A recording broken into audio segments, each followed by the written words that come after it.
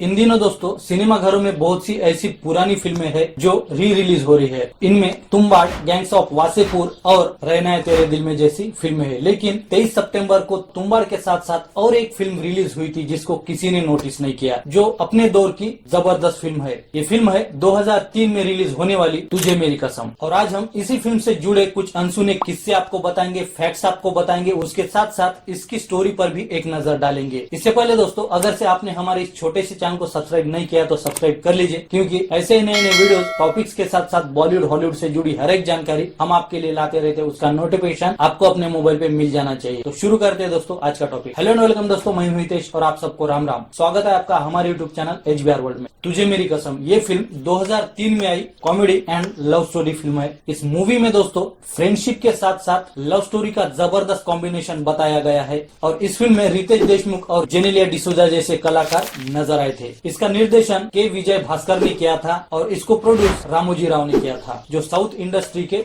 जाने माने प्रोड्यूसर्स में से एक है। और इसके संगीत निर्देशक दोस्तों विजू शाह थे। और इसी फिल्म से साउथ की जाने मानी एक्ट्रेस श्रेया सरन ने हिंदी फिल्मों में कदम रखा था। ये फिल्म दोस्तों मलयालम की फिल्म नीरम की रीमेक है। उसके बाद दोस्तों इसका रीमेक तेलुगु में बना, इसका नाम था नुवे कवाली। ये दोनों फिल्में सक्सेस होने के बाद दोस्तों रामोजी राव ने इस फिल्म को हिंदी में भी बनाने का फैसला किया। इस फिल्म की लीड जोड़ी रितेश देशमुख और जेनेलिया डिसूजा, इन दोनों की ये डेब्यू फिल्म थी। और जेनेलिया उस फिल्म के टाइम पे 16 या 17 साल के आसपास की होगी। इस फिल्म के लीड एक्टर रितेश देशमुख तत्कालीन सीएम विलासराव देशमुख के बेटे हैं। और इसी की वजह से उस समय में इस फिल्म को बहुत सी दिक्कतों का सामना करना पड़ा था। ये फिल्म दोस्तों अब तक OTT, यूट्यूब या अदर सोशल मीडिया प्लेटफॉर्म पे अवेलेबल ही नहीं है। इसका कारण है दोस्तों रामोजी राव। रामोजी राव जो इस फिल्म के निर्माता है, उनका मानना था कि फिल्में जो बनती है वो सिर्फ बड़े पर्दे के लिए बनती है। और इसी की वजह से रामोजी राव ने जितनी भी फिल्में बनाई है वो कौन सी भी फिल्म सोशल मीडिया पे अवेलेबल नहीं है दोस्तों। और इसी की वजह से तुझे मेरी कसम आज तक सोशल मीडिया पे अवेलेबल ही नहीं है। 2003 में जब ये फिल्म रिलीज हुई थी दोस्तों, तब महाराष्ट्र के तत्कालीन सीएम विलासराव देशमुख थे और उनके बेटे की ये फिल्म थी। और इसीलिए सभी केबल ऑपरेटर्स को सख्त सूचना दी गई थी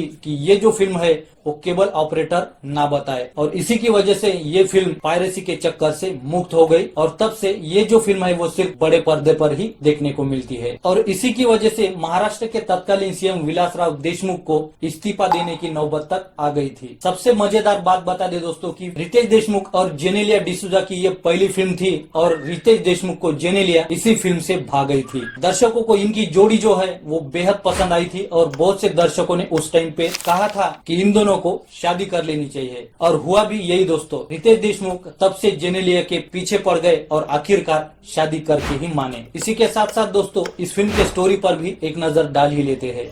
ऋषि और अंजू ये बचपन के पक्के दोस्त है। इसी के साथ साथ दोस्तों इन दोनों का जन्म एक ही अस्पताल में एक ही समय में हुआ है। ये तो ये दोस्तों इन दोनों के माता पिता जो है वो कॉलेज के टाइम पे एक दूसरे के बहुत अच्छे दोस्त भी थे। और इन दोनों का घर एक ही कॉलोनी में एक दूसरे के सामने ही है। और जिस कॉलेज में ये पढ़ते हैं दोस्तों उसी कॉलेज में आकाश नाम का एक लड़का भी पढ़ता है। अंजू और आकाश कॉलेज इवेंट में एक साथ गाना गाते हैं और तब से आकाश अंजू को पसंद करने लगता है। उसके बाद दोस्तों कॉलेज कैंपेनिंग के लिए सारे स्टूडेंट जो है वो बैंगलोर निकल जाते हैं और ऋषि किसी वजह से नहीं जा पाते। तब दोस्तों ऋषि और अंजू जो है वो बचपन से लेकर आज तक पहली बार अपने जीवन में अलग होते हैं। और तब अंजू की कमी ऋषि को खलती है, लेकिन वो इन भावनाओं को नहीं समझ पाता। और ऋषि के घर की मेड यानी कि सरूबाई ऋषि को बताती है कि वो अंजू से प्यार करने लगा है, इसीलिए उसे याद करता है। सरूबाई की ये बात ऋषि हंसी में टाल देता है और इस बात को भूल जाता है। लेकिन सरू की ये जो बात है वो बार बार उसे याद आती है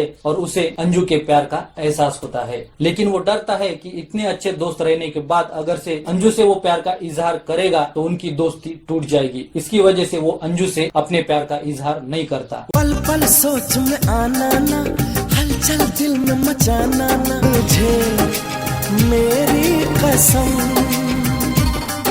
कुछ दिन बाद जब अंजू कॉलेज कैंपेनिंग से वापस आती है तब अंजू आकाश के बारे में ऋषि को बताती है कि आकाश ने उसे प्रपोज किया है। तब मानो ऋषि के नीचे की जमीन जो है वो खिसक जाती है, धरती फट जाती है, वो अंदर घुस जाता है। नहीं ये कुछ ज्यादा हो गया।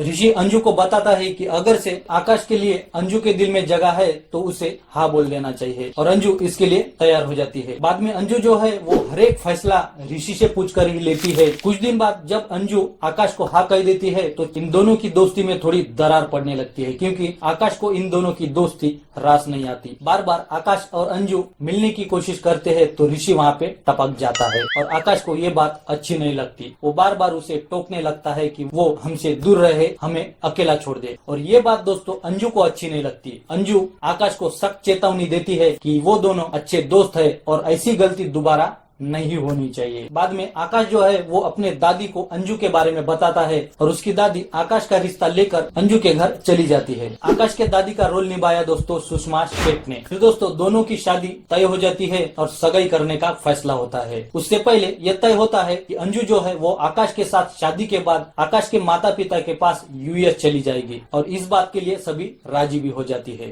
तब अंजू को एहसास होता है कि शादी करके यूएस जाना मतलब ऋषि से दूर होना है। वो सोच में पड़ जाती है। इधर ऋषि जो है अंजू के साथ खड़ा रहता है और उसको अपने प्यार का एहसास तक नहीं होने देता। एक दिन ऐसे ही टहलते टहलते अंजू ऋषि को बताती है कि अगर से ऋषि आकाश से पहले उसे पसंद कर लेता तो उसे शादी करके आकाश के साथ यूएस जाना नहीं पड़ता। और ये बात सुन के दोस्तों ऋषि के आंखों में पानी आ जाता है। ऋषि रोने लगता है और अंजू को बाहों में भर लेता है। लेकिन बाद में ऋषि को एहसास होता है कि वो गलत कर रहा है और वो वहाँ से निकल जाता है। ऋषि, आकाश से पहले तूने मुझे पसंद क्यों नहीं किया रे?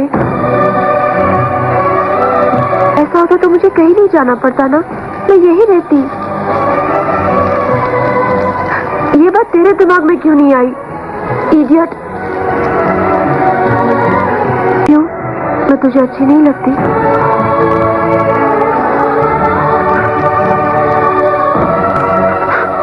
ऋषि,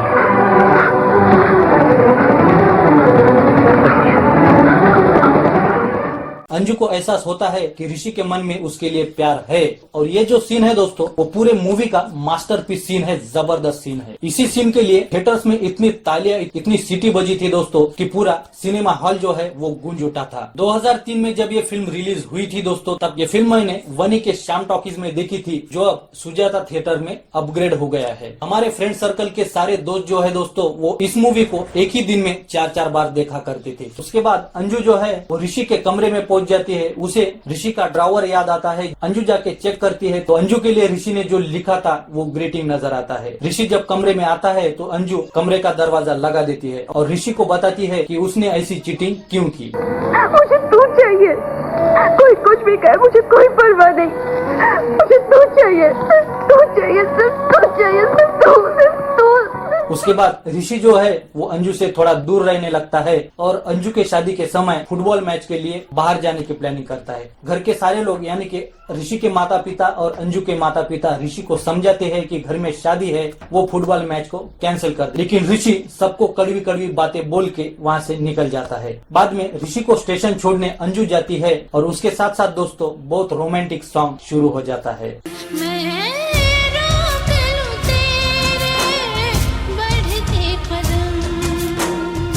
अंजू और ऋषि की सारी बातें कमरे में होती है। वो ऋषि के घर की मेड यानी कि सरूबाई, जिसका रोल सुप्रिया पिलगांवकर ने प्ले किया है, वो सुन लेती है और सारी बातें अंजू के माता पिता, ऋषि के माता पिता को बता देती है। उनको ये सुन के काफी बुरा लगता है कि ऋषि और अंजू ने ये सारी बातें उन्हें नहीं बताई। बाद में ऋषि के माता पिता, अंजू के माता पिता उनके पीछे स्टेशन जाते हैं और ऋषि और अंजू जो है वो स्टेशन के सीढ़ियों पे बैठे रहते हैं। उन्हें वो कहते हैं कि अगर से वो एक दूसरे के साथ शादी करना चाहते हैं तो ये बहुत अच्छी बात है और वो इन दोनों की शादी के लिए तैयार है। और अगर से वो शादी करना चाहते हैं तो वापस आ जाए और आकाश को बता देंगे कि ये शादी नहीं हो सकती। ये शादी मतलब ये शादी नहीं, वो शादी। तो ऐसे दोस्तों इस फिल्म की हैप्पी एंडिंग हो जाती है। इस फिल्म के गाने जो है वो भी बहुत सुपर हिट है। तो दोस्तों अब तक तो ये मूवी सोशल मीडिया प्लेटफॉर्म पे अवेलेबल नहीं है, लेकिन अभी रामोजी राव का निधन हो गया है और उनकी जो सोच है वो उनके निधन के साथ साथ ही खत्म हो गई है। तो मिलते हैं हमारे नेक्स्ट वीडियो में कुछ इंटरेस्टिंग टॉपिक के साथ। तब तक के लिए रखिए अपना और अपनों का ख्याल, क्योंकि बाकी सब सपने होते सिर्फ अपने ही अपने होते हैं।